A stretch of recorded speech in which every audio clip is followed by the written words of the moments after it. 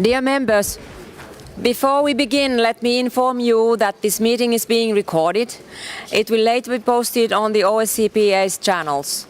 Let me also welcome members who are participating in a meeting of the Standing Committee for the first time.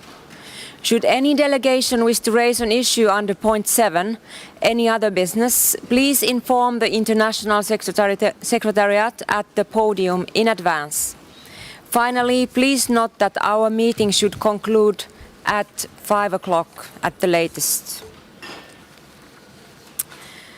First, we move on the item number 1 on the agenda. A draft agenda has been circulated. Can we adopt the agenda? The agenda is adopted.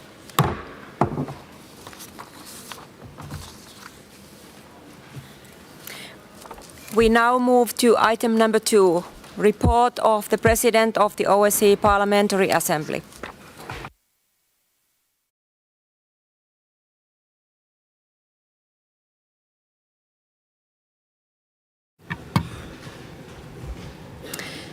We will begin with my report. As many issues under the next 3 points are closely interrelated, we will take questions and comments after the 3 reports. A more detailed written version of my report has been circulated ahead of this meeting. I will just highlight here a few of the issues I have worked on since our last meeting. I have already reported on our visit to Kiev this morning. I first want to thank members of the Standing Committee and your delegations for your active participation in this winter meeting. As I noted in my report, we have resumed this year a real dialogue with the executive branch of the organization, which we were unable to have in previous years. I think that the chair in office's presence throughout the day yesterday, and including at the reception at the Austrian Parliament, perfectly illustrates this. I hope that our colleagues from Malta can again share with him our sincere appreciation for the minister's time. The OSCE is in a very difficult position at the moment, and it needs all the political support that it can get. I hope that we can use the results of our debates here in Vienna to advocate for the OSCE in our home countries and continue to push for solutions. The open debate this morning was very useful in that respect. As noted in my written report, last month I invited members of the Bureau to offer some guidance on our Assembly's priorities and assess the future trajectory of the OSCE-PA. We will use some of the ideas generated this morning when we meet again in this informal format before the next official meeting of the Bureau in Copenhagen in April. I'm glad that we were able to count again for this winter meeting on a strong presence by delegations who have to travel the furthest to participate in our meetings, especially our colleagues from Central Asia and Mongolia and from the United States and Canada. I had the opportunity to underline this already in Washington, D.C. earlier this month. I thank the Helsinki Commission for their strong contribution to our collective efforts. As I will next give the floor to the Treasurer to present the findings of the audit, I would first like to inform you that since my election as your President, I have already participated in discussions with the Auditor, which this year expanded its scope to include a performance audit as decided by the Standing Committee. This has been a very open process, and I thank everyone, the Treasurer, the Secretary-General and his team at the International Secretariat and our Auditor for the constructive conversations we have had in the past 6 months. As the Treasurer will outline in more detail, I'm glad that this comprehensive audit has returned a positive appraisal, underscoring the Secretariat's strong commitment to resource management. This confirms that we operate with a high level of efficiency. I thank the Secretary-General and his team for their efforts in these challenging circumstances. One issue I wanted to highlight is that of staff salaries. The audit clearly indicates that the salaries of our staff are below the industry standard.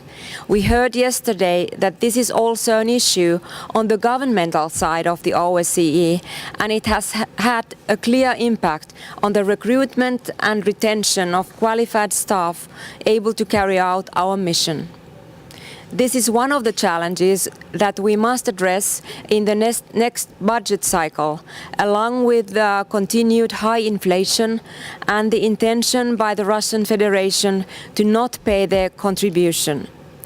I will continue to keep a close eye on these matters in the coming weeks and months. I will conclude here and next give the floor to the Treasurer for his report.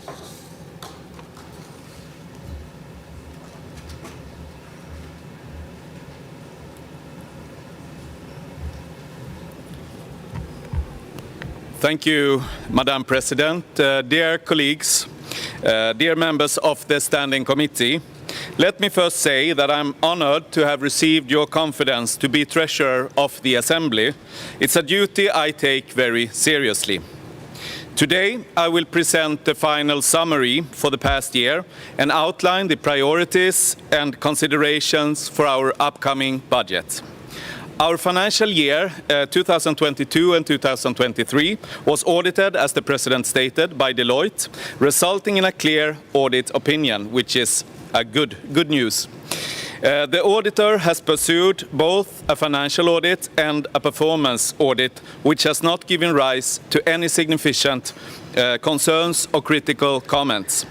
This is a reassuring indication of sound financial management amidst difficult circumstances, such as inflation and currency fluctuations. However, we are facing a significant challenge: the absence of contributions from the Russian Federation, accounting for a 6% budget shortfall.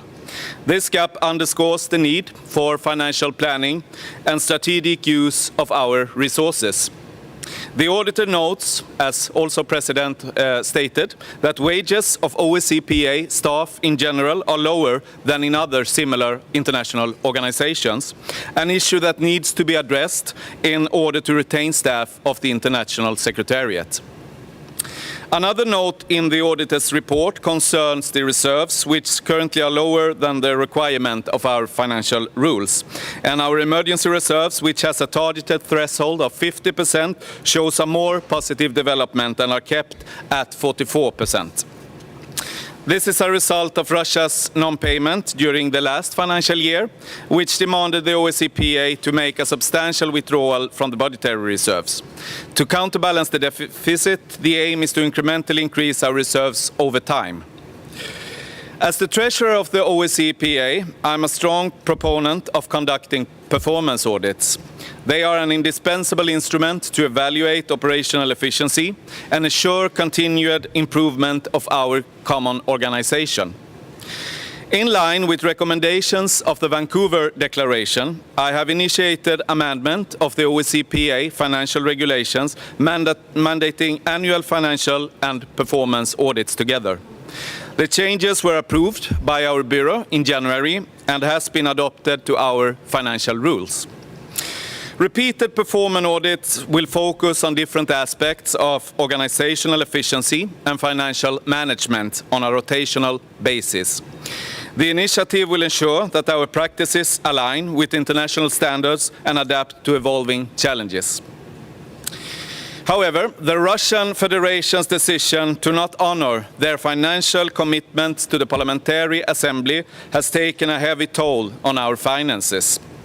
In planning the future budget, this substantial shortfall of resources has to be accounted for. Given the current state of our reserves, further withdrawals from saved funds will not be an option. A long-term solution is needed here, which takes measure to cover the shortfall of income and ensures that core structures continue to function. In accordance with this, it is my commitment as Treasurer to develop a budget in balance in the best interest of our common assembly.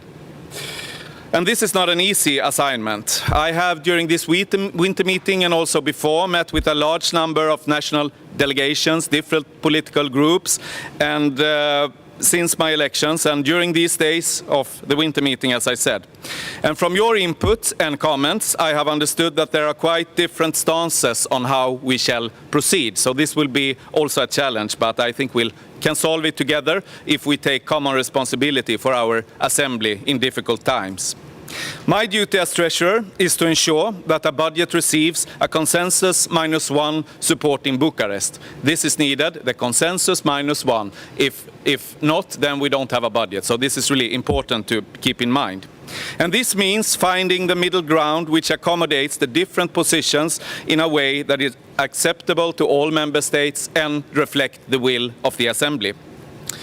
A number of delegations have made clear to me that they will not be willing to increase the national contribution to compensate for the total amount of Russia's non-payment. However, a slight increase should be considered to counter the inflation and the need for adjustment of wages, which we addressed already in Vancouver. A compromise solution along these lines would ensure the functionality of our base structure in the organization. The signal that I have received is also that increased financial commitments has to be balanced with structural reforms and rigorous analysis of our expenses to account for the shortfall of budgetary funds due to Russia's non-payments. Visible demonstrations of increased cost efficiency will also serve to motivate any increase of contributions to the OSCE from our national parliaments. On a more general level, priorities are clear.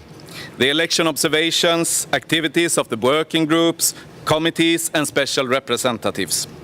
The future budget will reflect the need to support the increased frequency and participation in election observation missions, which is the crown jewel of our organization, including the crucial support for Ukraine through our newly formed parliamentary support team. And on a last note, let me express that the support from national delegation is invaluable. Whether through seconding personnel, hosting events or extra budgetary contributions, every effort strengthens our collective mission. As Treasurer, it is my mission to listen now to your thoughts and positions and to develop a budget proposal which reflects the will of the Assembly as a whole. I'm eager to hear what you have to say about the orientation for the budget, and your considerations will be taken into account by the leadership in the upcoming budget planning process in order that you as Standing Committee also can accept and adopt the budget in our annual session in Bucharest in a couple of months. Finally, I would like to say that I look forward to cooperate with the Standing Committee, develop a budget together with the leadership and a responsible budget proposal as such, always in the best interest of the Assembly. Thank you very much.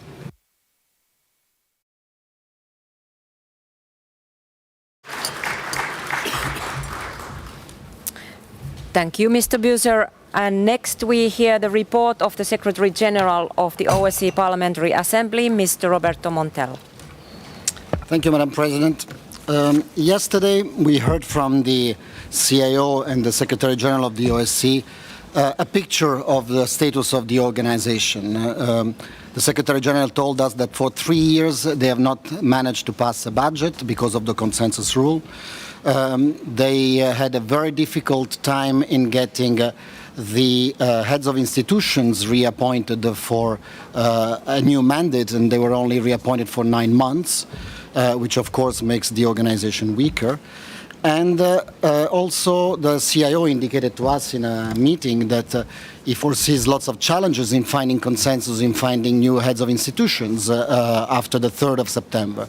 So we could conclude that the OSCE as such is really going through an existential crisis. I mean, many have talked about this. It's a very difficult time for this organization. However, as Helga Schmidt also said yesterday, there is also very good news. The missions are working, the institutions are doing their job and following their mandates. So there is two different worlds. The world of the OSCE who actually delivers on the ground, and the world of the Permanent Council and the Ministerial Council who cannot find consensus in passing a very mere budget for the OSCE as such, which is around 132 million euros, the one of the organization as such. Our Parliamentary Assembly, of course, is a much smaller budget and a much smaller operation, but as you like to say, Madam President, we are very much alive and kicking. So while yesterday we were painted a picture of a very difficult situation in the organization, I can see here the amount of commitment, 2 days of time, of your time, dedicated to the work of the Assembly, and we will go through also the activities that you have done after Yerevan. So I see the Parliamentary Assembly very much active and luckily without the big challenges that the governmental part of this organization goes through.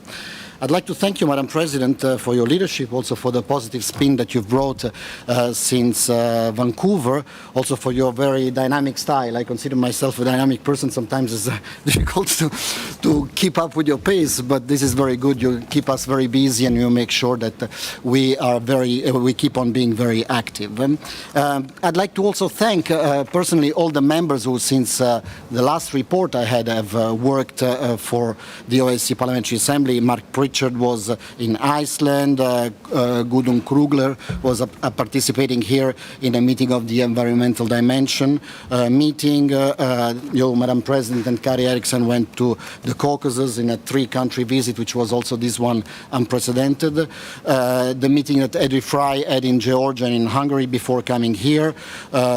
Azai Guliev went to Portorož, Lucy, who also participated in the Human Dimension meeting in Warsaw, the election observation missions in Serbia, of course, led by Lopatka and Farah Karimi, the Swedish delegation, who I don't know if in a SCPA capacity or more as a bilateral, but they also went and made visibility of this visit in Georgia.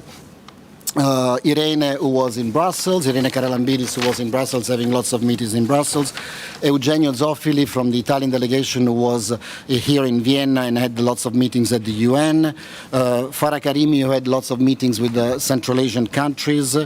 You, Madam President, you were in Washington, had very important meetings in the Helsinki Commission and also an audition at the Helsinki Commission together with the representative of Ukraine on kidnapped children. Kyriakos Adijani, who was in Bosnia recently. You mentioned, Madam President, your visit to Kiev together with Mark Siv Moslet from Norway, Luis Garcia from Portugal, and of course with the rest of the Ukrainian part of the Committee on Ukraine. The election observation mission in Azerbaijan, led by Gerasimov and Daniela De Ridder, thank you for that. Christian Viganin, recently you were in Moldova. And again, the visits that you're about to entertain, Daniela and Madam President and Pascal Alizar in Italy and with the Migration Committee. I gave you a long list just to give you an idea of how many activities have happened only in the short time slap from end of November to today, including the holidays in between. This means that there is a lot of activities that you are doing and, of course, a lot of support that comes from the Secretariat for all these activities. I'd like to thank Armenia for the very successful meeting that we had in Yerevan. You managed to put it together in such a very short time. And, of course, I'd like to thank the staff of the International Secretariat because all of these activities that take place thanks to the dedicated staff of the Secretariat. I'm very proud of them. Many of you have already made public praises of their work. It's thanks to their work, to their efforts that a lot of these activities take place. My written report, Madam President, has been distributed, and I don't want to take too much time. Also, there will be questions. But I would like to focus only on one issue. Last year, when we were here, there was a request from the Lithuanian delegation, also from the previous president and the treasurer, that besides the traditional financial audit that we conduct, we should expand it also to the performance business audit. We should also look into how the Secretariat delivers its service. At the time, my initial reaction was, I think the parliamentarians are the best judges of the performance of the Secretariat because they are the end users of our services. But at the end, we all agreed that maybe why not? It's good to do also a very extensive exercise also to look into how the Secretariat performs. And I'm happy that in Vancouver, there was a consensual decision to actually increase a little bit the resources in order to be able to conduct conduct an integrated financial, business, professional audit, and that the Standing Committee, by consensus -1, also decided that a prominent international organization like Deloitte would conduct this audit. The process of the audit was, as you and the Treasurer said, very transparent. The President and the Treasurer were invited in Copenhagen in September to meet with the auditor, to ask questions before the process started, to understand what are the criteria, what are the standards that the audit would apply. Then the auditor had for 4 months unrestricted, of course, access to all our accounts, emails, process. They were asking questions. At the end of the process in January, again, the President and the Treasurer traveled back to Copenhagen to receive live the result of this audit. And as you correctly said, I'm very proud to say that the audit has been a very positive return. There are some recommendations that the Treasurer has indicated, so we will, of course, try to implement, of course, these recommendations, provided that there are funds. But I think it's very important to understand that the meeting in Vienna is normally dedicated to present the audited account, now in this case also the professional and performance audit, of the previous year. Now, I've heard also some discussions about the next budget cycle. The next budget cycle starts from the 29th of April in Copenhagen, when a draft budget provided by the Secretary General and the Treasurer will be presented to the Bureau. The Bureau will make some considerations, and then it will be presented to this body on the 30th of June in Bucharest. So it's okay to hear some indications, but I'd like that we also make sure that we stick to the agenda, which is to ask or request also questions about what was requested last year, which is the business audit and the financial audit that was concluding last year's budget cycle. Because otherwise it looks like we have requested this for so much, we have put a lot of energy in discussing about the business audit, and we kind of shovel it and move on to the next year budget. So I'd like to just conclude with this, to say thank you very much, Madam President. Thank you very much, Mr. Treasurer, for following this process in Copenhagen and for correctly presenting it to the Standing Committee. Thank you very much. Thank you, Secretary General. We have 7 names registered to speak under this item, 1 from Greece, 1 from Spain, 1 from United Kingdom, 1 from Azerbaijan, 1 from Armenia, 1 from Sweden, and 1 from France. And Mr. Dimitrios Markopoulos from Greece will start. Dear colleagues, talking with many colleagues from Southern Europe and Balkans, I found a disappointment. Obviously, the Ukrainian crisis concerns all of us. It motivates us. It is the most far away from the second important issue for Europe and the OSCE. But it is not the only issue that we have. The agenda must become more enlarged. OSCE PA followed a strong agenda against Russia. A justified agenda, a correct agenda, but without a plan B. Here, we are here to have dialogue. This organization is a common ground to speak each other, to discuss problems, and to try to find solutions. I want to speak the word of truth. The agenda was tough but justified, correct agenda. But now we are in a deadlock. So speaking about the budget, as the head of the Greek delegation, I believe that first of all, we need to cut expenses. After that, we could accept increases of a limited extent. Roberto makes a wonderful job here. I think he will find a very good and fruitful solution. Do not forget that member states like Greece, Spain, Ireland, Cyprus or Italy in the recent past faced big cuts due to economic and social crisis. Don't forget that. Thank you. Thank you. And next speaker is Mr. Per Pons from Spain. What is this? Sí, gracias, Presidenta. Y me ha gustado mucho lo que ha dicho el colega griego, ¿no? Yo no tengo buen recuerdo de la época de la austeridad, no la tengo. Básicamente lo que provocó fue que muchas familias se fueran a la calle, que mucha gente perdiera sus trabajos, que muchas familias tuvieran... Écoutez, vous me respectez après. Entonces, la situación fue de colapso para mucha gente. Entonces, bueno, es una reflexión existencial como la que tenemos ahora, ¿no? Yo para ir muy a lo concreto, me gustaría que los presupuestos fueran el reflejo de las políticas de la organización, ¿no? Entonces yo le pido a la Presidenta, por favor, no es una pregunta para el tesorero, no es para el tesorero. En la página 4 del informe del tesorero hay unas frases que yo creo que es importante que responda la Presidenta.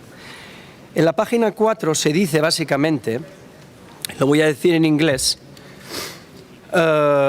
dice responsible budgetary procedure, including structural reforms of the budget and considering budgetary cuts where is it possible, is however required to adjust to the decreased level of income. Ok, a mí lo que me gustaría pedirle a la Presidenta es si me puede explicar, por favor, cuando hablan de reformas estructurales, ¿usted a qué se refiere? Es decir, yo entiendo el trabajo que entiendo perfectamente el trabajo que hace el tesorero y lo respeto profundamente, pero esas políticas de reformas estructurales, en la época de la austeridad se decían reformas estructurales también. Los hombres de negro, cuando iban a los países en la Unión Europea, hablaban de reformas estructurales, pero eso quería decir recortes. Después, en la segunda frase, también se habla de recortes. Yo no tengo ningún problema en hablar de recortes, pero me gustaría que, ya que se mencionan, nos explicara usted, como Presidenta, cuáles son los recortes que quieren hacer y cuáles son las reformas estructurales. Porque está bien hablar de que hay un vacío del 6%, de que hay que hacer reformas, pero usted en su documento no dice nada de eso. En su informe no dice nada. Entonces, ¿nos podría explicar qué son reformas estructurales para la Presidenta y qué son estos posibles recortes presupuestarios? Porque si no, no sé de lo que estamos hablando.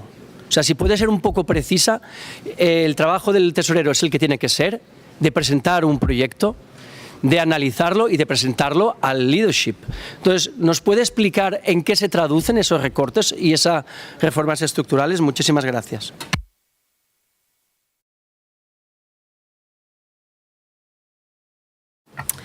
Thank you. And next speaker is Sir John Whittingdale from United Kingdom.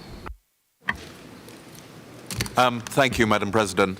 Can I first of all thank the Treasurer for his hard work and for setting out the position openly and honestly. I completely support his wish that we should achieve a balanced budget and, if possible, perhaps to make up some of the losses in reserves. And I recognise that is a challenging ambition, both because of the inflationary costs, the fact that staff salaries have not increased for a number of years, and of course the deficit left by the withdrawal of Russia's budgetary contribution. Now, I've always had a principle in my political life that when trying to address a budget deficit, you should first look for expenditure efficiencies before you start putting up people's taxes. And I apply that to this organisation as much as anything else. And I recognise that that will require painful decisions. I believe that my government will support an increase in the contribution to OSCE and the Parliamentary Assembly, although that is something I will need to get agreement of my Foreign Secretary. But when reaching a decision about the size of any contribution, and I don't think that my government would be willing to see an increase in the budget to the full extent that has been suggested, we need to find a compromise here. And in doing so, I think we do need to look at more detail of exactly what the options facing us are in terms of reaching a reduction in overall expenditure. I agree that a priority of the organisation is our election observation missions, and that is something we should seek to protect. But it may mean painful decisions elsewhere in the budget. And before we reach an agreement, I think we need to know in much greater detail exactly what the implications are. And that may mean a question about whether or not we are able to continue to maintain staff numbers. It may mean we need to consider whether or not we are able to continue to maintain 2 offices. But if we are to reach a consensus -1 decision in Bucharest, we need to know exactly what the results of whichever sum we settle upon will be in terms of the operational efficiencies of our organisation. So I would ask that before Bucharest, the Secretariat and the Treasurer actually prepare a number of different options, setting out the levels of expenditure which we may be asked to meet and what the result of that would be for the operation of the organisation. But I absolutely agree with the Treasurer that that's something that we need to start work on now if we are to reach an agreement when we get to Bucharest. Thank you. Thank you. And the next speaker is Mr. Azay Guliev from Azerbaijan. Thank you, Madam President, dear colleagues. I think it is right momentum to discuss the internal issue of the Parliamentary Assembly. And first of all, I would like to thank Madam President, you, Secretary General Roberto Mandela, and John Buzzer, our Treasury, for the excellent job. Also for the work that they have carried out as a single team, which is very important. I also would extend my full support to what has been done by the audit, Deloitte, and also the Treasury report about the transparency, about the work that has been done by the International Secretariat for the last fiscal year, which is very important. I do hope that it will give some clarification to those our colleagues who had some question in our last standing committee, and I think we should keep this norm of activities going in the coming months. The second, I expressed my opinion in different occasions that I am against cutting off the budget from International Secretariat, particularly at the cost of the program. As a chair of the second committee, and I know before I was the special rep and the vice president, I know how it is important that International Secretariat renders enough capable and qualified support to the activities that we have. We should think about the political visibility of the assembly on the ground. If we will go to cutting this type of programming or the program activities, I think it will be not best option. This is why I think we have to think of the different, let's say, possibilities, particularly to think about the increasing membership fee, because we have looked at the list of the countries, we can easily see that there are still space for doing that. Or, of course, we can also think about the contribution of each member countries or secondment if there is a need. So this is a matter of discussions for our Bureau and for the President to have a very very genuine dialogue, open dialogue with the member countries. And the second issue, maybe it would be about this winter meetings, let's say, schedule. We have only 2 days left for the discussion in the winter meeting. I think it is not enough. Yesterday, we had a very important discussion at the second committee. You can imagine we were discussing the artificial intelligence and its implication on some different areas. We have I, as a chair, were, compelled to cut the time from 2 minutes to 1.5 minutes. It is nothing to discuss such an important issue. This is why at least we have to think how we can, give the room for the MPs to, let's say, exchange their opinion, to extend their, let's say, position, of course, to have some interaction. Maybe 2 days is not enough. We have to look at the possibility to rather maybe 3 days to just add another 1 day. It would be a good idea. And finally, maybe as I told Madam President in our last Bureau meeting, maybe we should have separate meeting of the general committees before the annual session. It could be in May. Usually in May we have some different conferences, international events of the PA. Maybe it would be better to replace these events with statutory meeting of the general committees in order to be more prepared for the annual session that we need to discuss and adopt a kind of resolution and the other, let's say, document. Thank you, Madam President. Thank you. And the next speaker is Mr. Björn Söder from Sweden. Thank you, Madam President. Dear colleagues, the Russian Federation has violated their commitment to the OSCE with the decision to not pay their annual financial contribution. Now it's up to us to handle the political and financial consequences. The position of the Swedish delegation is that it is unreasonable to ask the participating states fulfilling our commitments to the OSCE to compensate for the substantial shortfall of the Russian Federation's contribution. In realistic terms, we have to contemplate whether we can ask our parliaments to dramatically increase our contributions and expect a positive response. Let us also remember that a sharp increase to cover for Russian non-payment may entail significant demands to be fulfilled during several years to come. Our position is that increases of our annual contributions should correspond with the level of inflation but not cover up the total amount of 6% of Russia's non-payment. This means that resources also have to be found elsewhere in form of cost-saving measures and restructuring of the organization. Our core activities like election observations, statutory meetings and the work of committees must remain a priority and receive adequate funding.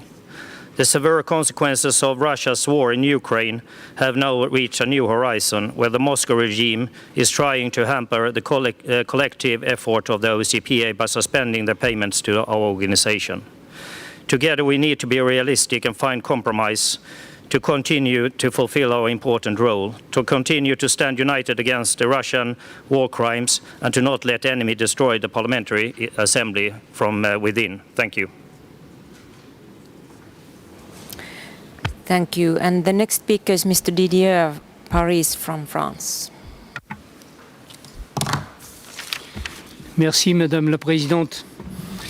Tout d'abord, merci Monsieur le Trésorier Buser pour votre rapport et la transmission des différents documents relatifs au budget à l'audit. Merci aussi à vous, Monsieur le Secrétaire Général Montella, pour l'ensemble de vos précisions à la suite de cette présentation.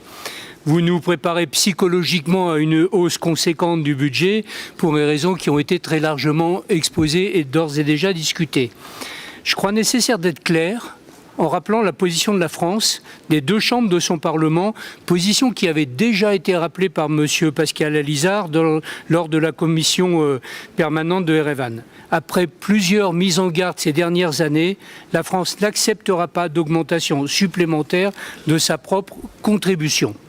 Mais la situation économique interne, le non-paiement de sa contribution par la Fédération de Russie et le retard de paiement de certains États membres, si l'on en croit en tout cas le document envoyé, en espérant évidemment qu'il ne s'agisse que de retard, et l'enlisement des discussions sur la réforme du barème des contributions rendent de plus en plus difficilement tenable la position de solidarité dans laquelle la France accepte de se poser depuis plusieurs années, alors même qu'elle reste le deuxième contributeur de la paix OSCE à ce jour. La disproportion manifeste des contributions et leur non-réflexion de la situation économique actuelle de certains pays, ainsi que le refus de certains pays de contribuer davantage volontairement, témoignent de leur absence de volonté politique d'intervenir dans une assemblée dans laquelle pourtant ils occupent des postes au bureau et dont ils bénéficient largement.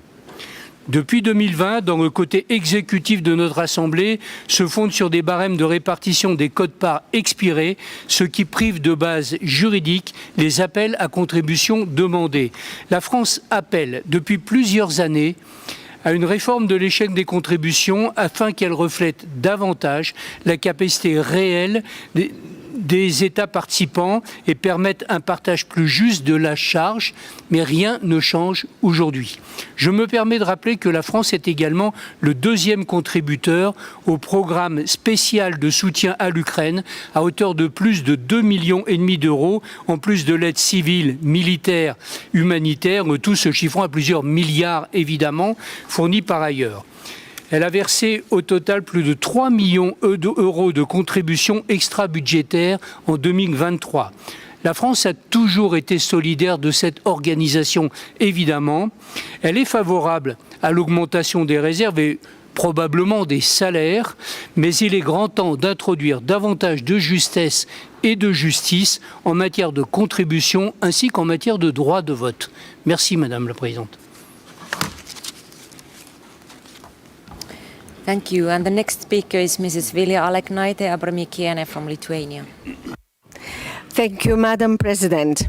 For being shorter, I want to say that I absolutely subscribe under what was said by my colleague John Whittingale and Bjorn Söder. Yes, they are right.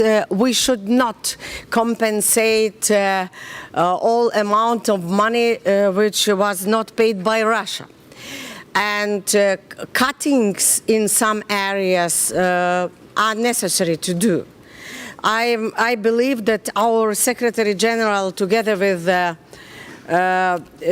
our treasurer, which made excellent job and very clear, good report, they can find ways how to reduce.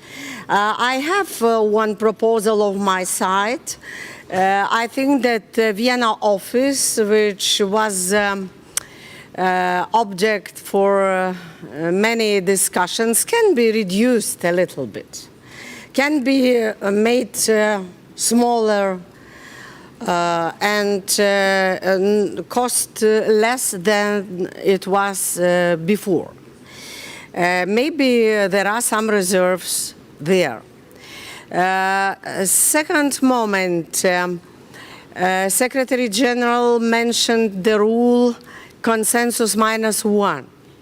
But as I understand, if the state does not pay, they have no right to vote. Their vote will not be counted. And I understand this not payment by Russia not only as the wish to destroy, to paralyze the organization. It has deeper meaning. I was among those who advocated for suspension of the aggressor. But as they suspended themselves, they demonstrated they simply don't want to adhere to our principles. They subscribed under it during accepting of Helsinki Final Act, but they refuse to fulfill their obligations. This is the side. So I think that in the future we will live without such countries which do not want to adhere to the democratic principles and to the principles of international humanitarian law and so on.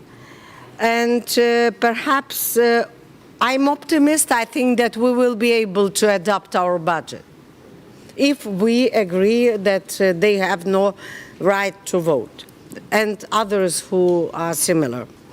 But regarding the, this is only the question. Regarding the interpretation, it's written in our statute that we have 6 official languages, working languages. But if people, which language has been embodied in the statute, are not taking part in the session, maybe we can reduce our budget also in this area. I don't know.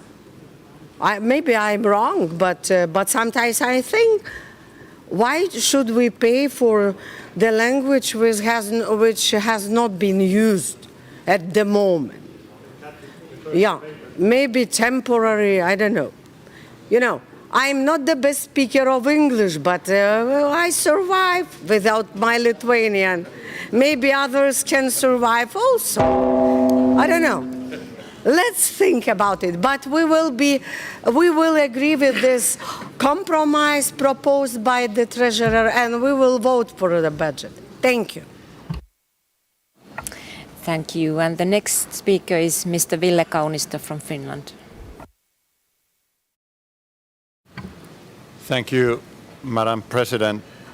I too want to thank the Treasurer for his report and an excellent job he's been doing. To me, the situation is pretty clear.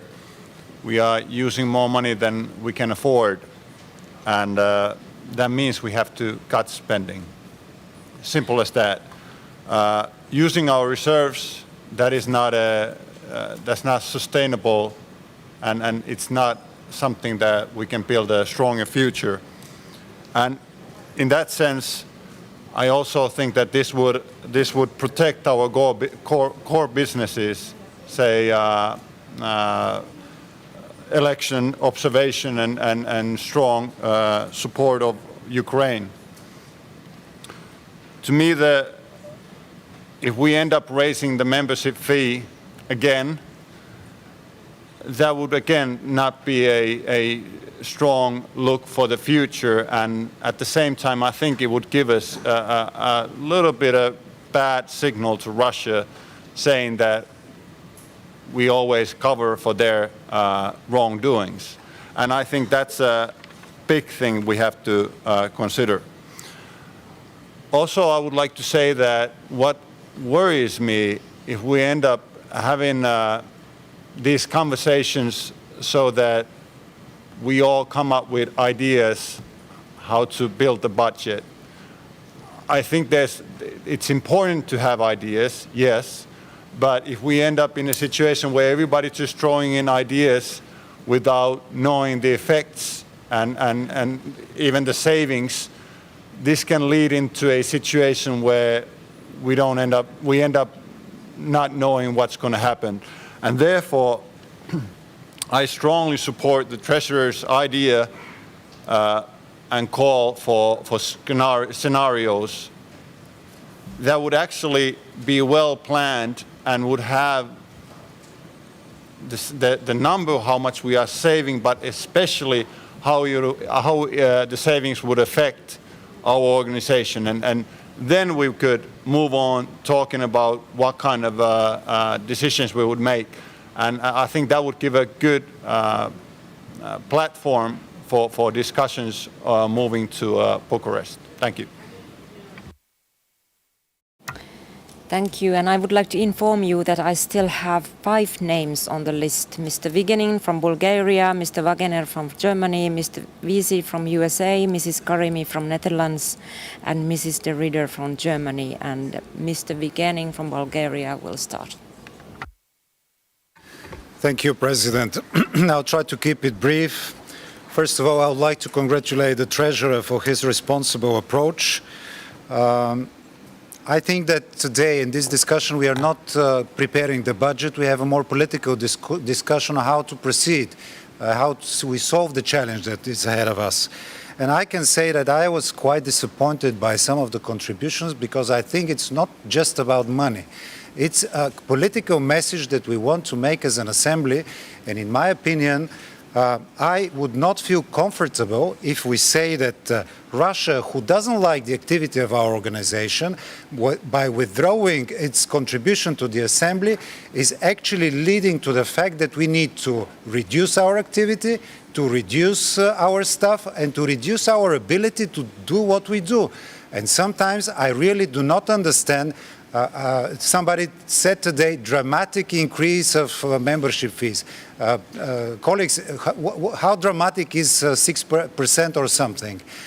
Should we allow for Russia, that some of you who spoke for reduction and cuts, you are the toughest on Russia and the war in Ukraine, and now you say, let's leave Russia to put our organization on its knees. In my opinion, we should try and make a fight with the national parliaments and the prime ministers of the participating states, and to make a strong attempt to defend the idea of compensating the reduced membership by increasing the fees, even if temporarily, until we find a better solution to all this. We have a strong case because with this report, with this audit, we see that the finances of organization are used in a good way. I think that we give now our countries billions to confront, we give billions to Ukraine to confront Russia, and we somehow do not want to spend some few thousands of euros or dollars to give us the possibility to work for peace, stability, dialogue, cooperation, to prevent such conflicts and wars in the future. So please, I really would like to turn to you.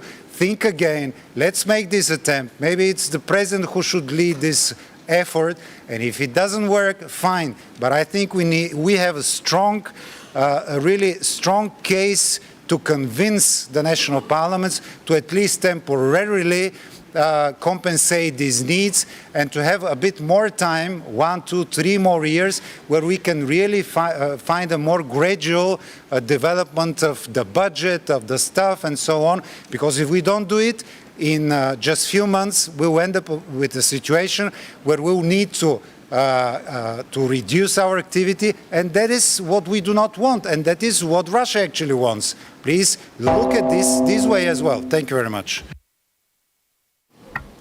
Thank you. And the next speaker is Mr. Wagener from Germany. Ja, vielen Dank. Ich kann an einiges anknüpfen, was schon gesagt wurde. Aber ich finde, vorweg muss man erstmal sehen, dass wir in einer schwierigen Lage sind, weil Russland seiner Verantwortung nicht nachkommt. Das tun sie allerdings auch schon länger nicht. Und das zeigt auch bei allem grausamen Schrecken, der von Russland ausgeht, manches ist doch eher putzig, was an Drohungen passiert. Es wirkt ja so wie jemand, der konsequent nicht zahlt und dann wütend mit dem Fuß aufstampft und sagt, jetzt zahle ich aber nicht. Also das muss man sich bildhaft auch mal vor Augen führen.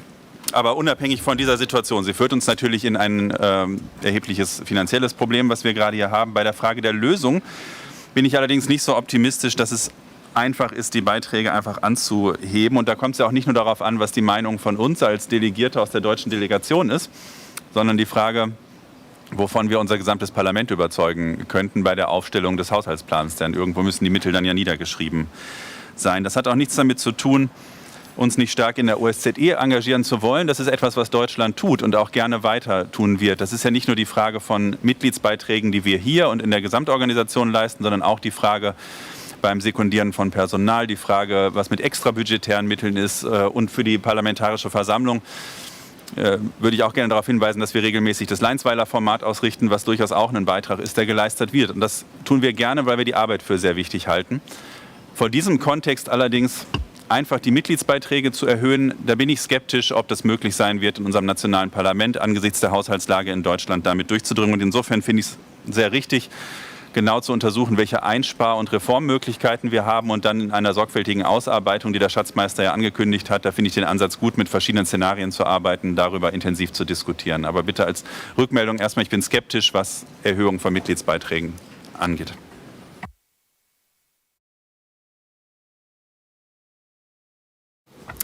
Thank you. And the next speaker is Mr. Vizir from the United States. Thank you, Madam Chair. First of all, I want to say thanks to President Kalma and Treasurer Buser and Secretary General Montella for your excellent leadership and the reports. They've been really good, and the U.S. delegation welcomes his presentations and the findings and the recent financial and performance audits of the International Secretariat. In particular, it is encouraging that these audits noted the Secretariat's, quote, overall financial management and cost efficiency remain strong. Our delegation extends its appreciation to Treasurer Johan Buser for overseeing this audit and to Secretary Montella for facilitating the access and transparency required for its successful execution. We thank you both for your capable stewardship of this organization, and the U.S. delegation hopes that the auditor's recommendations will be duly considered by the Secretariat and the Standing Commission. And in addition, we hope that having concluded this audit and formalized it as an annual practice, this committee and the Assembly as a whole will turn more of its attention to tackling priority issues impacting the people of the OSCE region. And to that end, we welcome Mr. Buser's intent to adapt the budget to reflect our Assembly's unique contributions and steadfast commitment to overall observations. We must still grapple very seriously with the implications of Russia's indefinite non-payment of dues, and I'm concerned that the budget cuts will only deepen our fiscal predicament because they cannot overcome the persistent 6% gap that was left by the Russians. And so, on the other hand, there is little appetite for this Assembly for significant budget increases, and I would welcome suggestions on how we address this dilemma so we can do it in a sustainable manner. Thank you, Madam Secretary. Thank you. Thank you. And the next speaker is Mrs. Karimi from the Netherlands.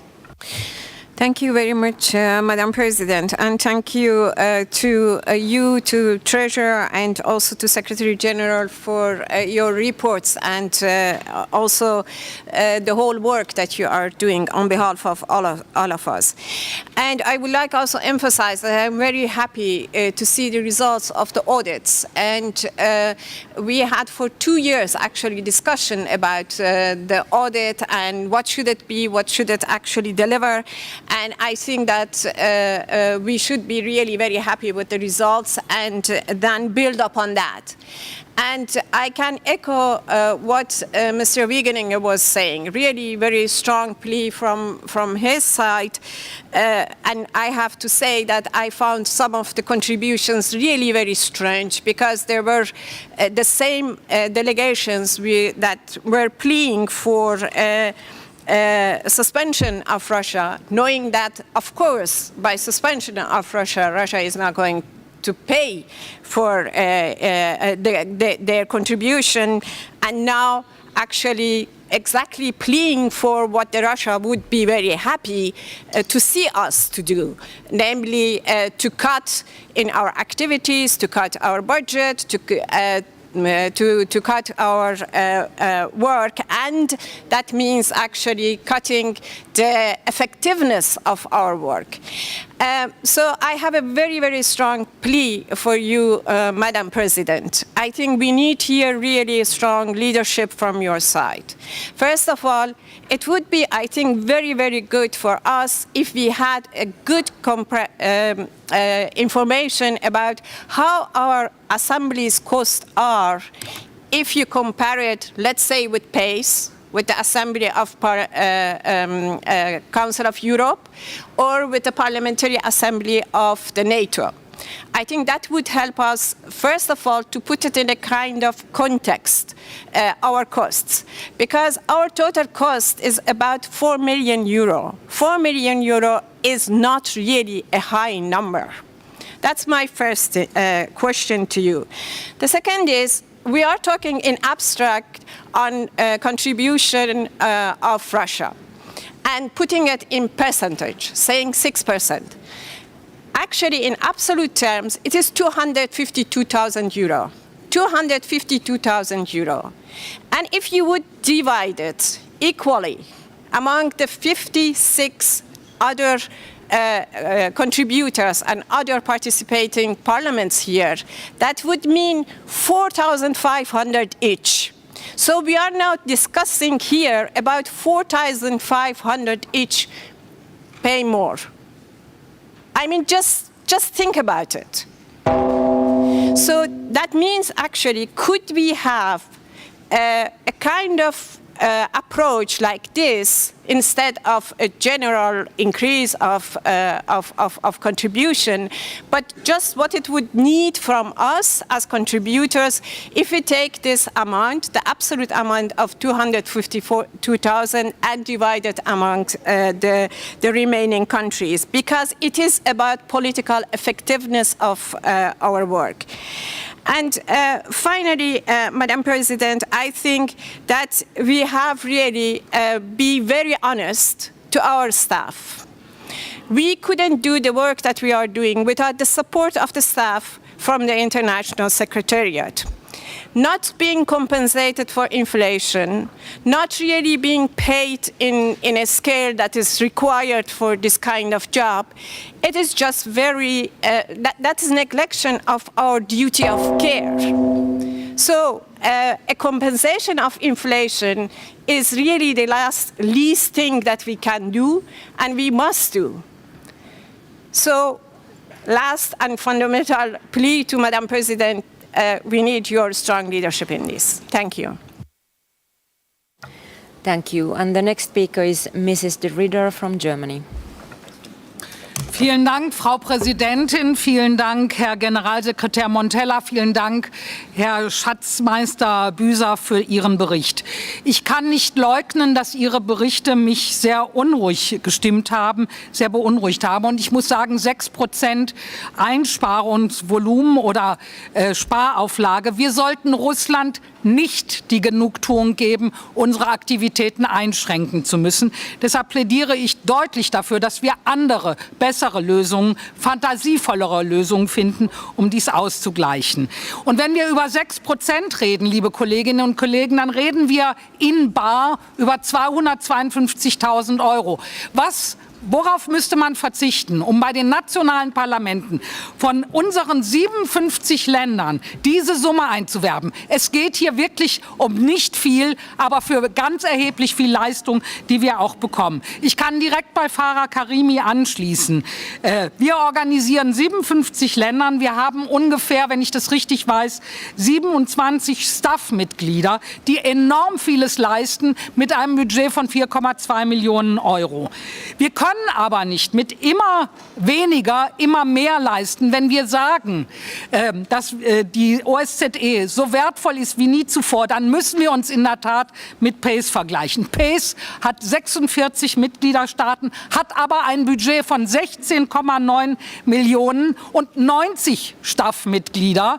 Und wir müssen auch wirklich zugeben, dass wir hocheffizient arbeiten mit dem, was wir hier leisten. Deshalb, liebe Frau Präsidentin, wenn wir Kürzungen vornehmen, müssen Sie auch sagen, auf welche Dinge wir verzichten wollen, was das für die Strukturreformen bedeutet. Und ich mache ganz deutlich, ich bin dafür, dass wir zunächst einmal vor dem Hintergrund dieser Zahlen unsere nationalen Parlamente bitten, wirklich zu gucken, wie wertvoll, und das wird dann die Nagelprobe sein, wie wertvoll ist tatsächlich unsere Arbeit und wie wird sie auch wertgeschätzt in den nationalen Parlamenten. Und noch einmal, es geht um geringe Summen. Ich sage es noch einmal, 252.000 plus, wenn wir sagen, das sind 10% mit dem Inflationsausgleich, den Johann Büser angesprochen hat, dann wären es 420.000 Millionen. Ich glaube, eine Drohne, die von einem Land angeschafft wird, und wir haben es ja gehört von den Kolleginnen und Kollegen, wie man bereit ist, auch militärische Unterstützung zu leisten, ist deutlich teurer als das, was wir in unserer Friedensmission kosten. Vielen Dank.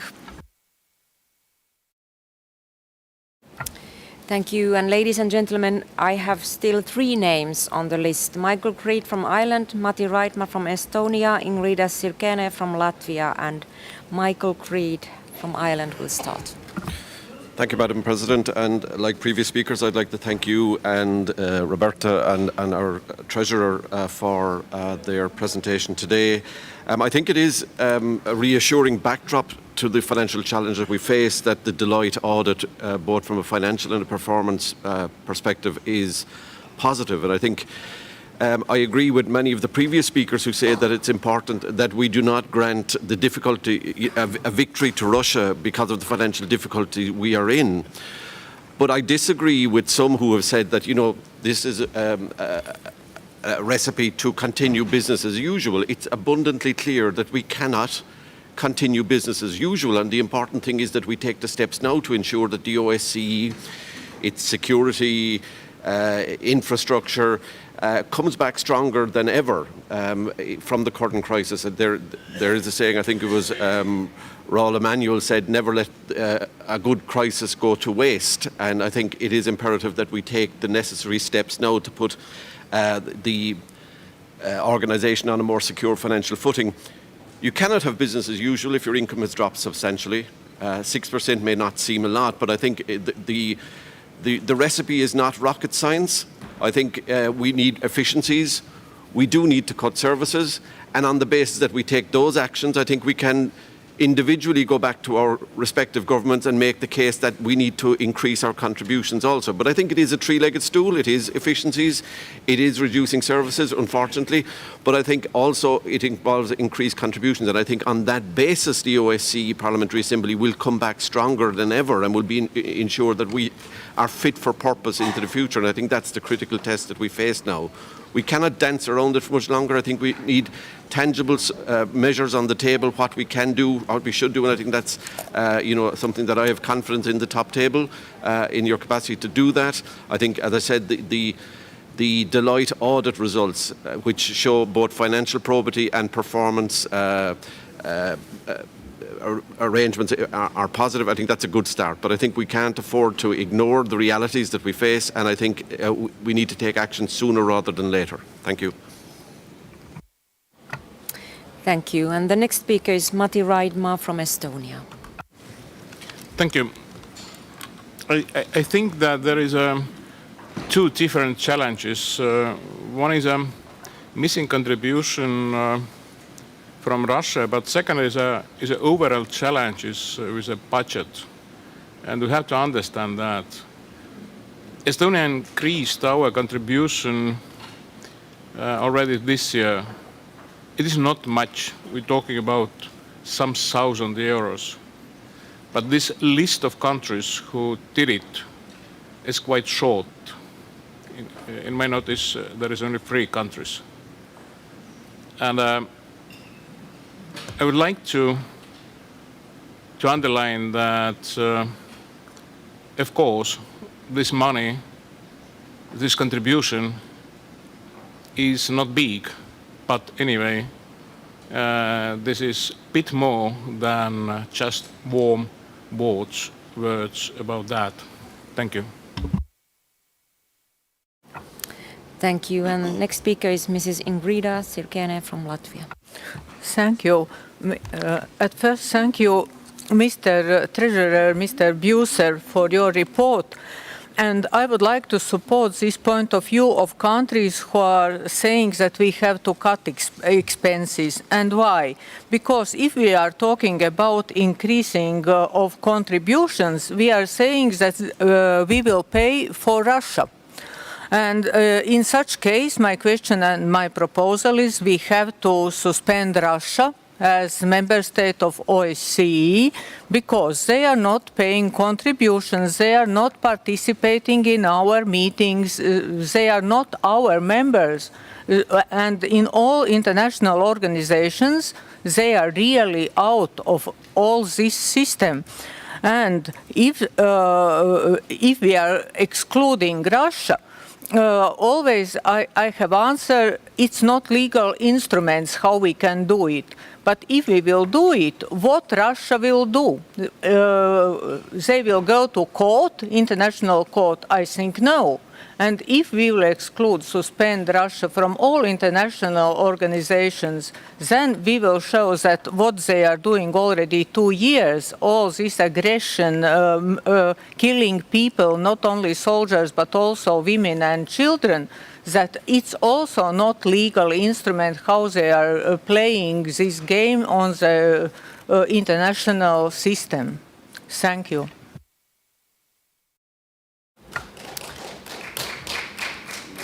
Thank you. And the next speaker is Mr. Malik Benashour from Belgium.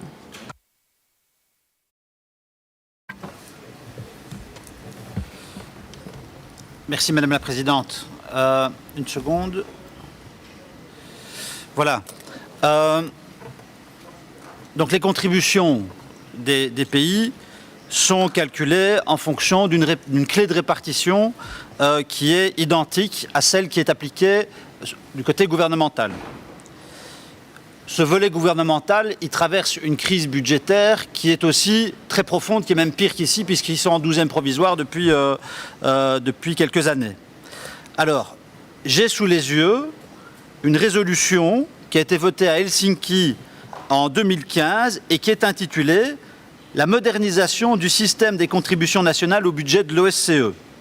Et dans cette résolution, d'abord, je vois qu'il y a des pistes qui sont évoquées. Je lis que le budget de l'Assemblée parlementaire n'est pas suffisant pour assurer l'ensemble des tâches que l'Assemblée parlementaire doit accomplir. Je lis que la création d'un groupe de travail autour du trésorier est envisagée. Et ce texte, il a 10 ans. Les problèmes sont donc aujourd'hui les mêmes qu'il y a 10 ans. Et donc, à cette époque-là, notre Assemblée, moi je n'y étais pas, notre Assemblée vote une résolution, ouvre des pistes de solutions, et puis j'aimerais bien savoir ce qui s'est passé. Qu'est-ce qu'on a fait de cette résolution? Est-ce que ce groupe de travail a été mis en place? Est-ce qu'on a vraiment réfléchi à la manière dont on devait réformer les contributions nationales? Je crois que le point de départ, c'est déjà de faire ce qu'on s'engage nous-mêmes à faire. C'est-à-dire d'appliquer, d'exécuter les résolutions que nous votons ici. Puisque manifestement, le problème, il est structurel, il est endémique depuis au moins 10 ans. Bon. Donc, moi, je n'apporte pas, mon objectif ici n'est pas d'apporter une solution plutôt qu'une autre, c'est de dire au moins, repartons de cette résolution, voyons si elle est toujours utile et effective, et commençons à travailler concrètement autour d'un groupe de travail qui pourrait être constitué par le trésorier pour réfléchir aux moyens les plus efficients, quelque part, d'assurer la survie de l'Assemblée parlementaire en lui permettant de faire son travail.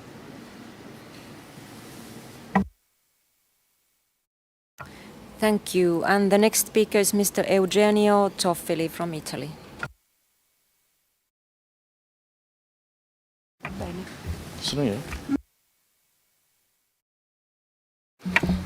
Grazie Presidente.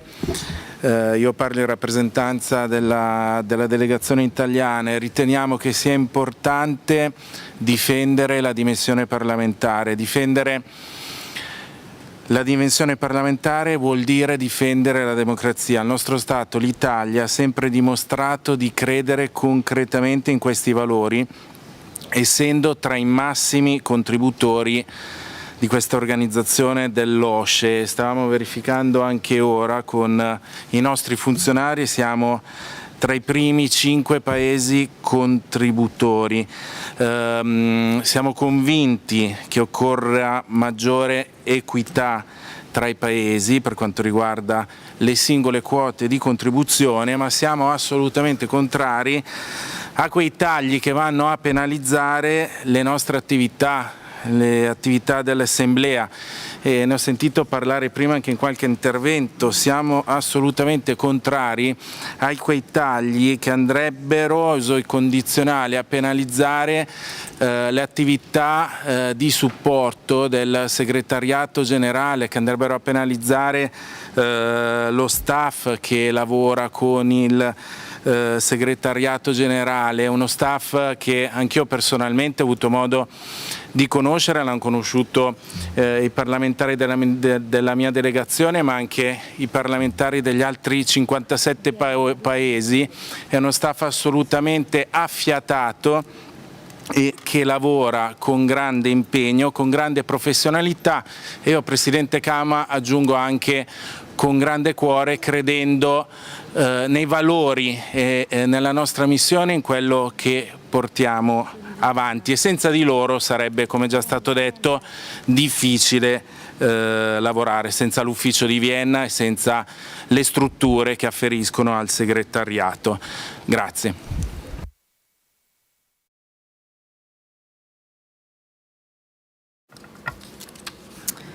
Dear members of the delegations, I see nobody else wanting to take the floor, so I will give the floor now back to the Treasurer, Johan Buser, please.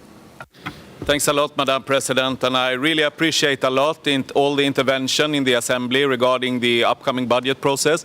It will be advice for when the leadership continues the work with the upcoming budget.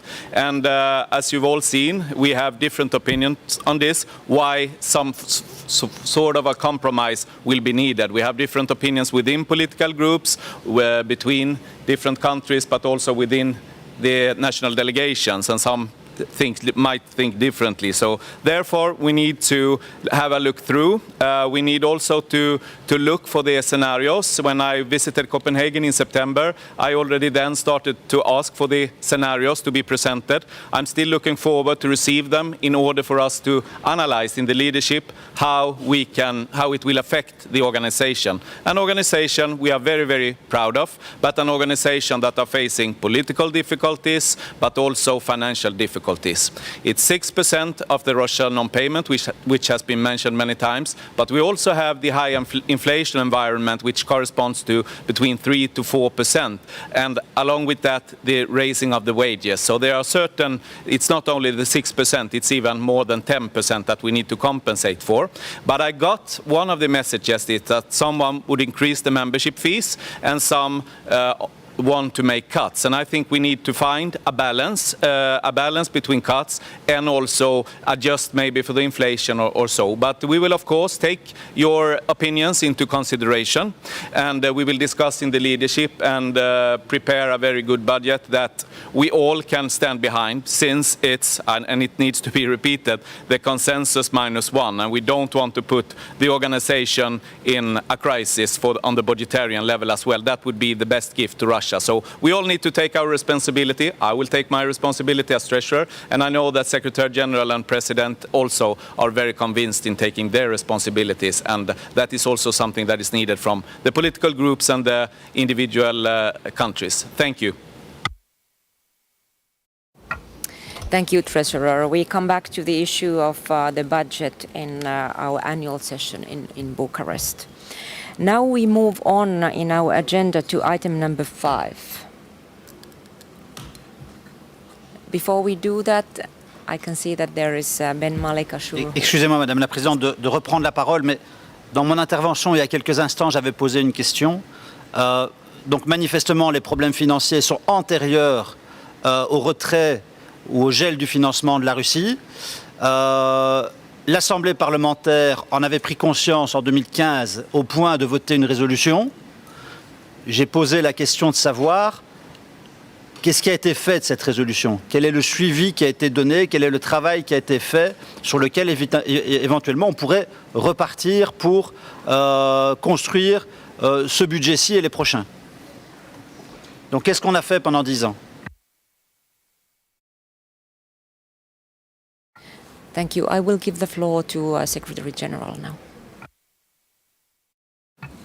To answer this question, it's of course the biggest challenge is that of course you need consensus also to change the scales of contribution. So that's why the issue has been addressed, but it's been soon left behind because we would never find consensus in changing the scales of contribution, because it's not only us within the Parliamentary Assembly that should change the scale of contributions, but according to our rules of procedure, we have to follow the scales of contribution of the OSCE governmental side. So it's them who should do it.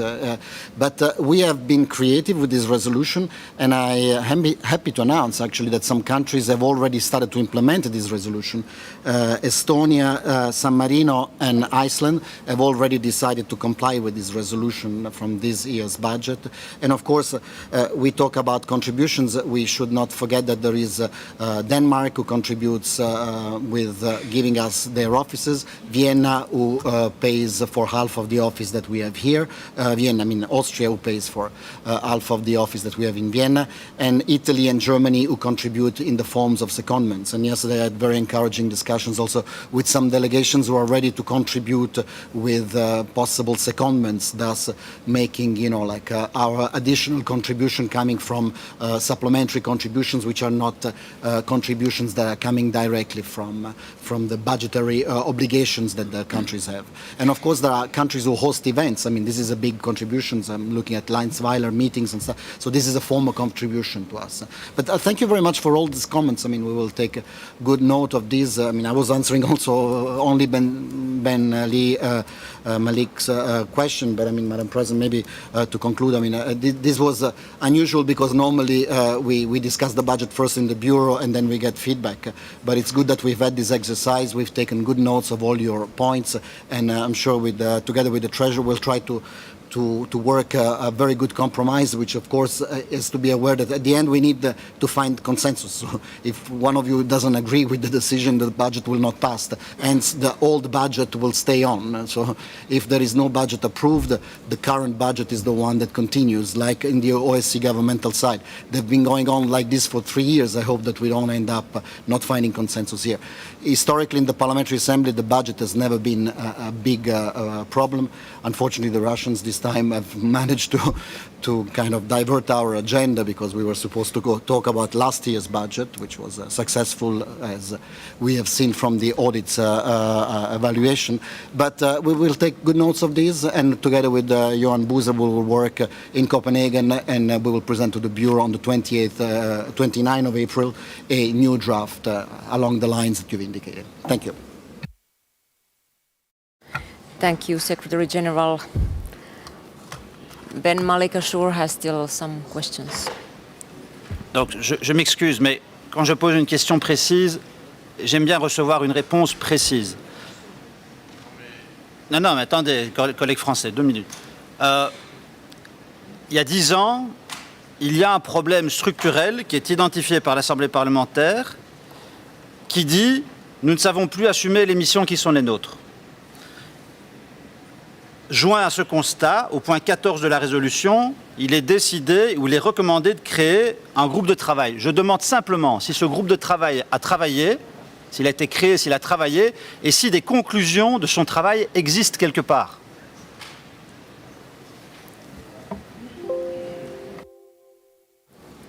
I will now give the floor to Gustavo Payares.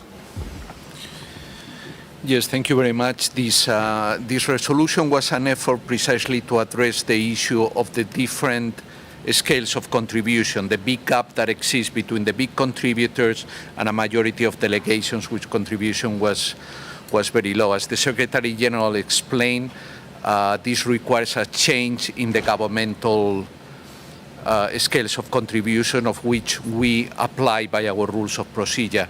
And no working group was created. There was no follow-up on the decision up to last year, when the President and the Treasurer appealed voluntarily to those delegations that contribute less than 10,000 euros to match that amount.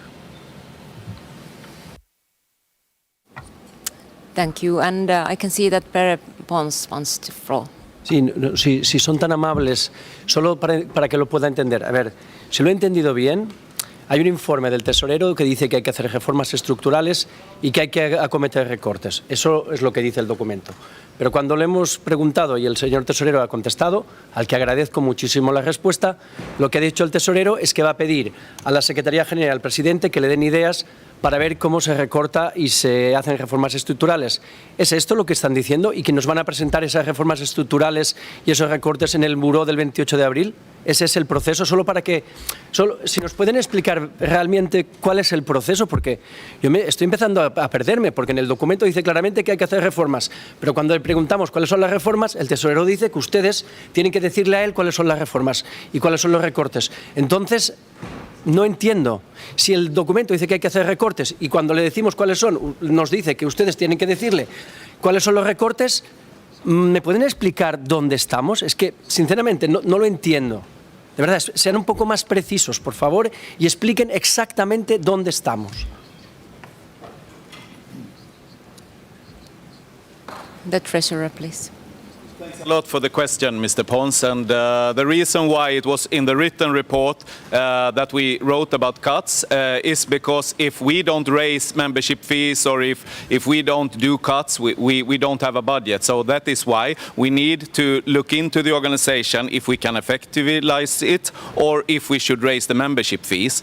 Anyhow, I know that there are so many different opinions on how to proceed with the work, and that's why I really asked for the opinions of the different member states today. today in order for the leadership to have the possibility to work further on the budget that will be presented in April. The message that I've been receiving and that we have been receiving, and I think we can agree on that, is that we have different opinions and therefore we need a compromise between raising membership fees and between doing some of the cuts. This is a compromise from what has been said from many different countries, and I think the message has been very clear from many countries here, so it's very obvious that we have different opinions.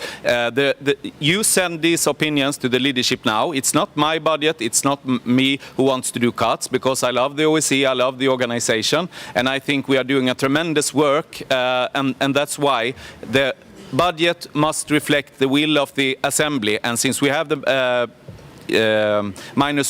consensus -1 rule, we need to have a budget that also corresponds the sense of the organization and also the will of the organization, so that everyone can live with it even if you're not 100% happy. But that's how politics are, especially in a non-consensus driven organization. But we will, I think, Madam President, that we will have a meeting very soon again and to discuss the budget further and to present a good draft for the budget for the Bureau meeting, and in order for you then can accept the budget on our summer meeting, because it's the standing committee that does. That's why you are important. So thank you once again so much for all your inputs. It's very helpful in this difficult situation. Thank you. Thank you, Treasurer, and I still give the floor to Mrs. Karimi. Yeah, thank you very much. I would like actually to ask, Madam President, you and the Treasurer, by preparing actually the budget, to start with really the political meaning of the activities, because the budget comes after the political aims of an organization or the aims of this organization. What do we think that we want to do, and what is it worth? What are we ready to pay for it? So I am a little bit unhappy with the discussion that we have now, that we start by money and then say we have to cut or we have to increase the contribution. But actually we should start by purpose. What is our purpose? What do we want to achieve? And why are we on the earth as a parliamentary assembly of OSCE? And what do we want to preserve? And what is not really interesting to us? And then we can say, okay, that part of the activities we don't want to have anymore. So please start with the aims, start with the content of our work, with the purpose of our work, and then comes actually the means and the money. And this conversation that we had was not really helpful, I would say. Thank you. Before we move on, I just want to comment that I entirely agree with what Treasurer just said. Some of your opinions are contradicting with each other. Some of you want cuts, some of you want efficiencies, some of you don't accept at all any cuts, but instead want to increase the membership fees. But the one thing in common with all the opinions that have been expressed is that we don't want the Russian Federation to destroy our organization, and that is the leading guideline for me, the Treasurer and Secretary General when we prepare the budget. It will be a compromise of these opinions expressed here. But now I would like to move on to item number 5 on our draft agenda, which is the report of the chairperson of the subcommittee on the rules of procedure and working practices, Mr. Pascal Alizade. The stage is yours.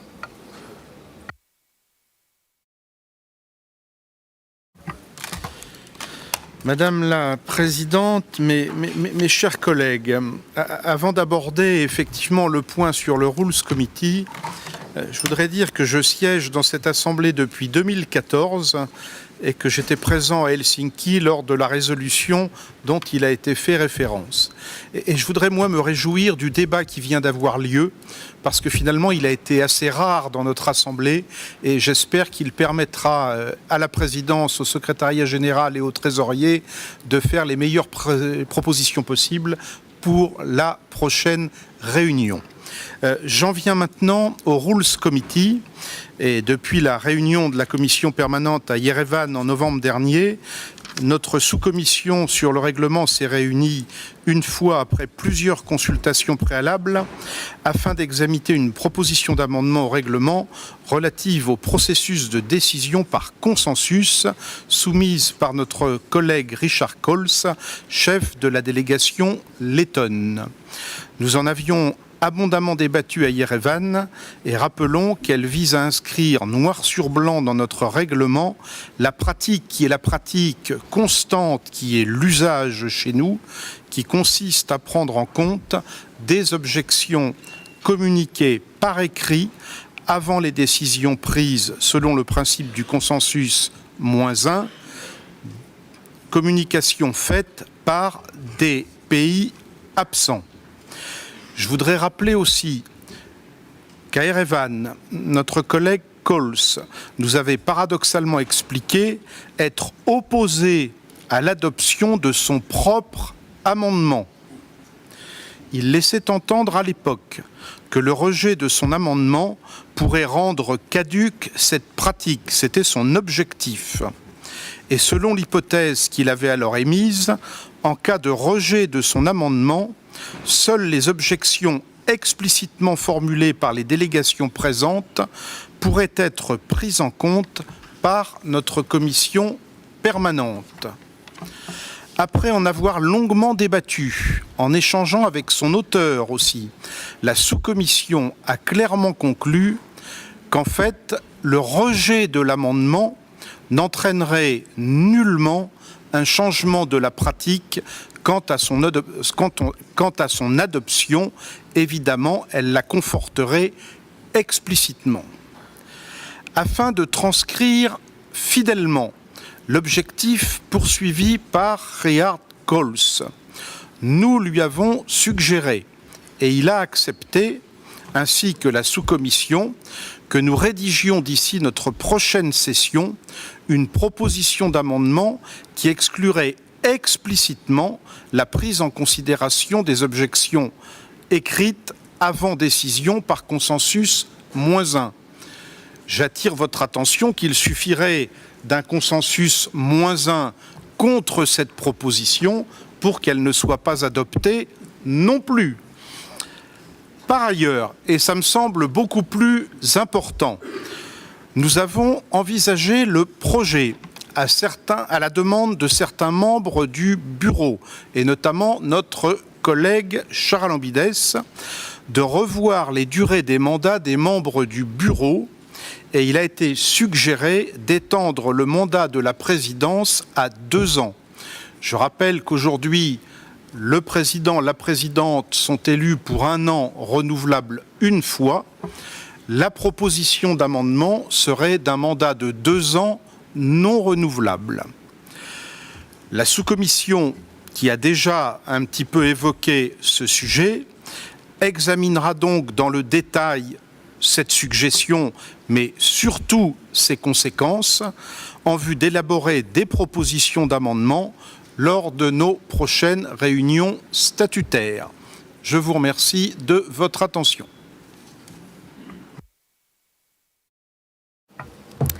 Thank you, Mr. Alisad, for your report on the rules of procedure. Anyone want to take the floor?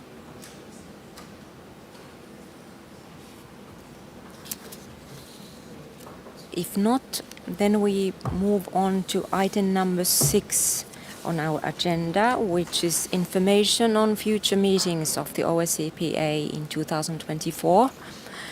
As customary, our Bureau will meet this spring in Copenhagen on the 28th and 29th of April. It will also meet on the eve of the next Ministerial Council meeting in Malta in early December, once the dates have been decided by the OSCE. Our annual session will take place in Bucharest from 29th of June until 3rd of July. Our autumn meeting will take place in Dublin between the 1st and the 4th of October.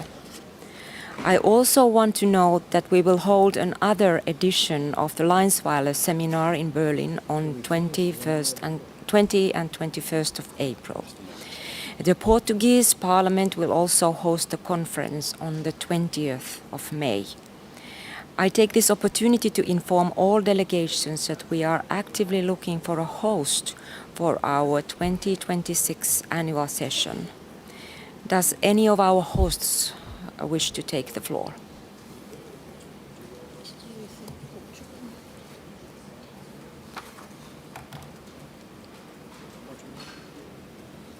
Is Paula Cardoso from Portugal still in the room? Yes. Sisi. You have the floor, Mrs. Cardoso. Thank you, dear Madam, dear colleagues. I would like to take this opportunity to invite you to take part in Lisbon conference on 20 of May. The topic, AI, is challenging, and it's important that we start reflecting and working on it before we are confronted with problems due to the lack of regulation and legislation. Artificial intelligence will bring new challenges to democracies. We know the risks and dangers, like propaganda, manipulation of elections, incitation to violence, among others. So, security issues must be taken care of. But we are parliamentarians, and it's our obligation to work hard and fast, because we cannot run behind damage instead of avoiding it. We have to be committed to ensuring that the climate of fear in this powerful tool don't harm its potential for progress and development in fundamental areas. So, more than ever, the urgent need for regulation and updating the existing legislation makes conference in Lisbon very important and useful. The role of parliaments is essential to promote an efficient legislation and contribute to high e-literacy. I hope to see you soon in Lisbon. Thank you. Thank you, Mrs. Cardoso. And we then move on to item number 7, any other business. And I have here Mr. Mikita Poturayev from Ukraine, who has requested the floor. Madam President, dear colleagues, I won't be original. As early as in 2022, this Assembly decided on the need to amend the rules of procedure of the OSCE in order to suspend the mandate of the parliamentary delegation of a state violating the sovereignty and territorial integrity of another state. As we all know, Russia has never been interested in dialogue. Instead, the aggressor state, having illegally occupied Ukraine's Crimea 10 years ago, continued to prepare for a full-scale war against Ukraine, which has been waging for 2 years and is not going to stop as it deepens its cooperation with rogue states like Iran and North Korea. We consider Russia's recent decision to suspend the participation of the Russian delegation in the work of OSCE as nothing more than another manipulation of the aggressor state and an attempt to divert attention from those terrible war crimes committed daily by the Russian armed forces against Ukraine and its people. The time has come to put an end to Russian blackmail. Russia does not need peace, just as it does not need this assembly. At the same time, we understand that many are asking a question: what is next? Obviously, Russia would try to play this card of uncertainty, would try to convince that our organization has no future because of Russia's suspension. And what Russia is expecting, that the Assembly would rush to invite the Russian delegation to return back. For current Russian regime, such a return would be possible only on Russia's conditions, not on OSCE principles. This is the calculation of Moscow. However, we should not fall into Russia's trap. Second, with Russia's suspension, our organization has got a chance for the renewal. This is a lot of work ahead of us. We have to focus our common efforts on how to make our community resilient to future Russia's attacks. Third, all the aggressor state wants is to gain time and reduce its financial losses. As you know, Russia has not paid to the Assembly budget for several months. By formally suspending its delegation participation, Russia effectively puts on pause the accumulation of its debt to the Assembly. That is why I urge you, dear colleagues, not to be manipulated by the delegation of the aggressor state. Altogether, we must demonstrate determination and principled position in this situation, and ultimately fulfill the provisions of the OSCE resolution of 2022 by adopting amendments to the rules and of procedures of the OSCE and further suspending the mandate of the Russian parliamentary delegation as a member state, violating the sovereignty and territorial integrity of another member state of the Assembly. It's Ukraine. By the way, colleagues, nothing, on my opinion, stop us to try to vote for it right now. Why not? Or we still can find some time to think again, but I don't know for what reasons. Thank you, Nikita. And the next speaker is Mrs. Maria Karapetyan from Armenia. Thank you, Madam President. Dear colleagues, I fully understand that the Standing Committee is to discuss institutional matters. Yet, as a parliamentarian, I feel that I cannot leave Vienna with a calm heart, knowing that this morning Armenia was again accused of territorial claims towards its neighbors. And this is a security threat for Armenia, because when Armenia is accused of territorial threats, that means that our neighbors, Azerbaijan, our neighbor, is building ground for more aggressiveness, and it needs international legitimacy for this. So I have to address this. Armenia is a parliamentary democracy. Our delegation here consists of 4 MPs that represent the parliamentary majority and 2 MPs that represent the parliamentary opposition. And of course, we speak in divergent voices. The biggest objection to our foreign and security policy that our opposition has towards the parliamentary majority is that we, as parliamentary majority, are delusional about Azerbaijan's intent to build peace with us. So this morning we heard the Azerbaijani delegate making comments about the representative of the Armenian opposition, saying that, here you go, there is the Armenian revanchism speaking. I would like to invite colleagues from Azerbaijan to respond to me as the responsible person for the parliamentary majority of the Republic of Armenia, and to other colleagues that represent the majority of the parliament. And if you continue searching for excuses to develop an antagonistic narratives, of course you will find them.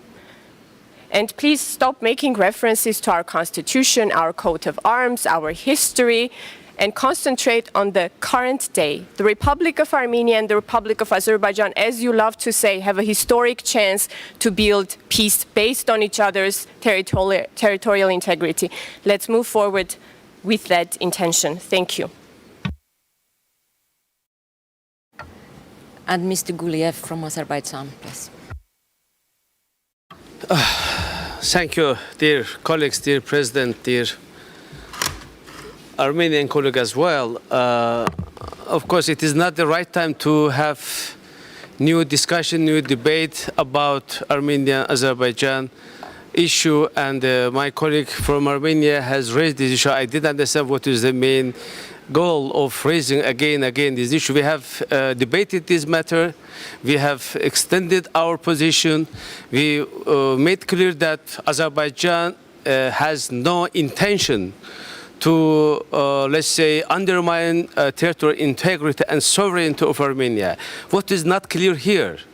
It is another history that Armenian colleagues and some of the Armenian, let's say, supporters or pro-Armenian politicians try to, let's say, create a false environment or impression as if Azerbaijan getting ready to do something in order to justify the militarization policy of Armenia. It is very clear. What we are saying that, we say that Azerbaijan was the first country after the putting an end of the 30 years of occupation and the conflict, start talking about the peace talks. It is Azerbaijan that put forward 5 main principles in line with international legal norms and international humanitarian law. We are very sincere. We are very, very much, eager to complement our words with our actions. What about Armenia? I don't want, as I say, to open new debates. I call on Armenian colleagues, let us be sincere. If you really talk about the peace, if you really want the peace, you should stop blackmailing Azerbaijan. You should stop accusing Azerbaijan for nothing.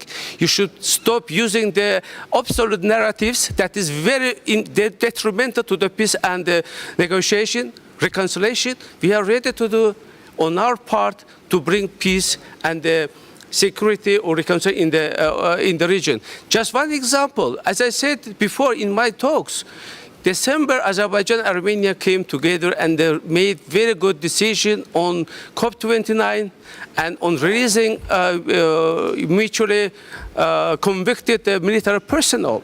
Let us keep this spirit going on.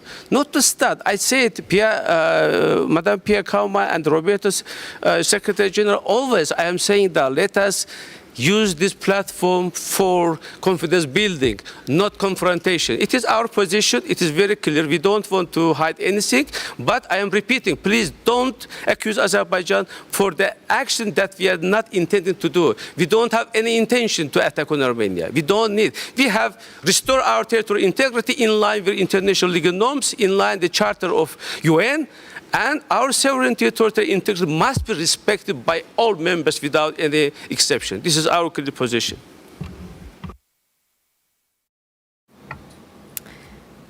Dear representatives of Azerbaijan and Armenia, OSCE EPA stands ready to help you pave the way to peace agreement and building of trust and confidence between the two countries. And I think you all know that.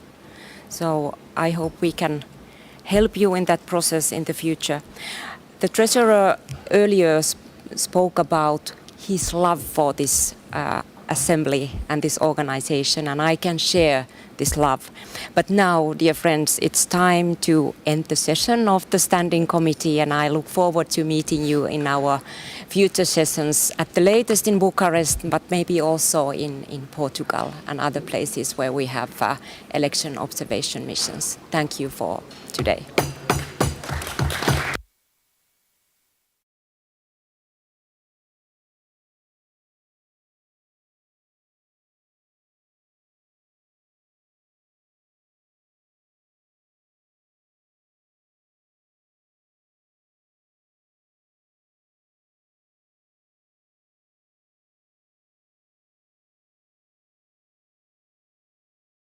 Recording stopped.